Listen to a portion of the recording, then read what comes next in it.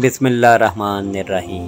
हज़रत अबू हुरैरा से रवायत है, एक मरतबा एक सहाबी ने अर्ज़ किया, या रसूलल्लाह सल्लल्लाहु अलैहि वसल्लम, जब हम नेक अमल करते हैं तो नेकी का फरिश्ता वो अमल लिखता है, और जब कोई गुनाह करते हैं तो बदी का फरिश्ता वो अमल लिखता है।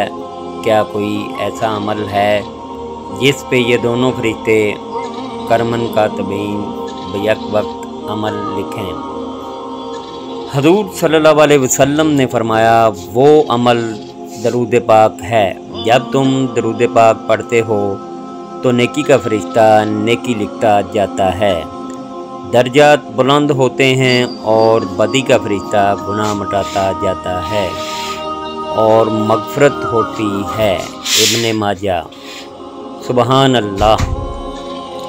इस अमल को अपनी आदत बना लें ताकि आपकी नेकियों में इजाफ़ा हो और गुनाह मिटा दिए जाएं।